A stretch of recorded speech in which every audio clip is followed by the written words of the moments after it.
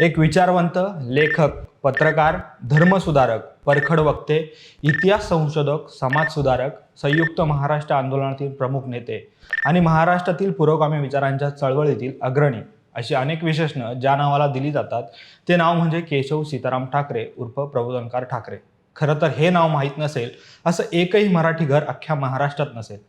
खरं म्हणजे शिवसेना प्रमुख बाळासाहेब ठाकरेंनी नेहमीच महात्मा गांधींच्या विचारांना विरोध केला, परंतु याच बाळासाहेबांच्या वडिलांनी म्हणजेच प्रबोधनकार ठाकरे यांनी महात्मा गांधींचा प्राण वाचवला होता.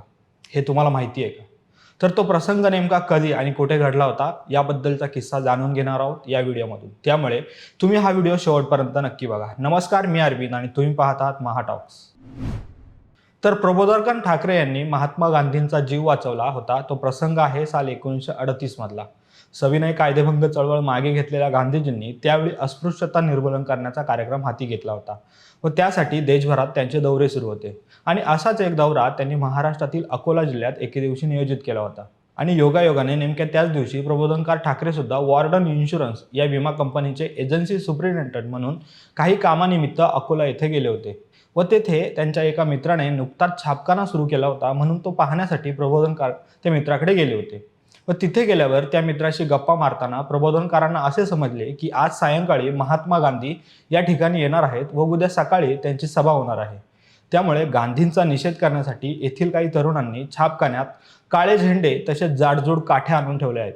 हा प्रकार समजताच प्रबोधनकारांना याबद्दल शंका आली आणि त्यांनी लगेच आपल्या मित्राला त्या काठ्यांचा बंदोबस्त करायला सांगितला आणि छापखाना बंद करून मित्राला घरी पाठवले आणि पुढची सगळी सूत्र स्वतःच्या हातात घेतली.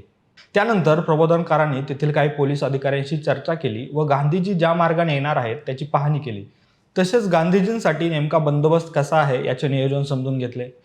प्रबोधनकारांनी माझी जीवनगाथा या त्यांच्या आत्मवृत्तात दिलेल्या माहितीनुसार त्या दिवशी अकोल्यात गांधींच्या येण्याच्या मार्गावर टोकदार खिळे पसरवून त्यांची मोटार गाडी पंक्चर करण्याचा तसेच गांधींच्या गाडीवर झाडाची फांदी पाडण्याचाही प्रयत्न केला होता.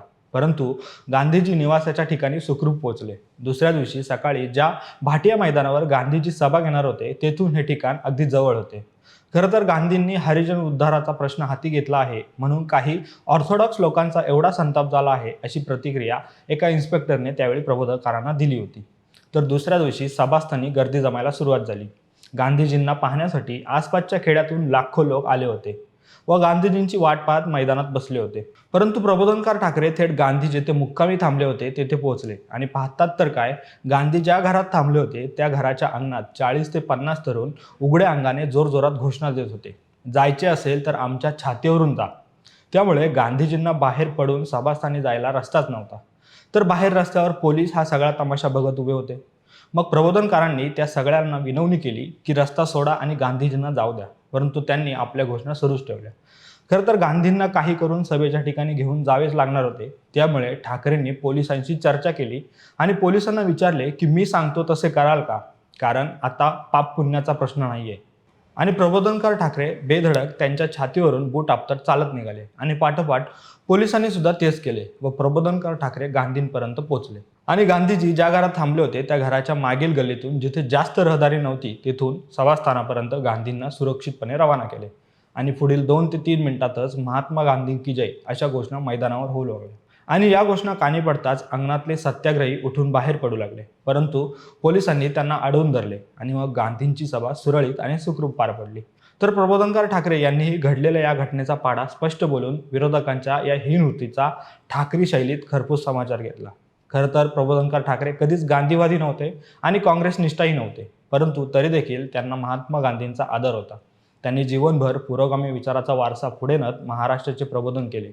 पुढे 20 नोव्हेंबर 1973 रोजी मुंबईत प्रबोधनकारांचं निधन झालं आणि एका ज्वलंत लेखणीला पूर्णविराम मिळाला. त्यावेळी त्यांची जी अंत्ययात्रा निघाली होती ती बाबासाहेब आंबेडकरांच्या अंत्ययात्रेनंतरची मुंबईतली सर्वात मोठी अंत्ययात्रा मानली गेली होती. आज 20 नोव्हेंबर प्रबोधनकार ठाकरेंचा 50वा स्मृती दिवस आहे. त्यानिमित्तानं हा प्रसंग या व्हिडिओमधून तुमच्यापर्यंत पोहोचवला. त्यामुळे तुम्हाला जर हा व्हिडिओ आवडला असेल तर व्हिडिओला लाईक करा, शेअर करा आणि अशीच माहितीपूर्ण व्हिडिओ पाहण्यासाठी आमच्या महा टॉक्स यूट्यूब चॅनलला नक्की सबस्क्राईब करा.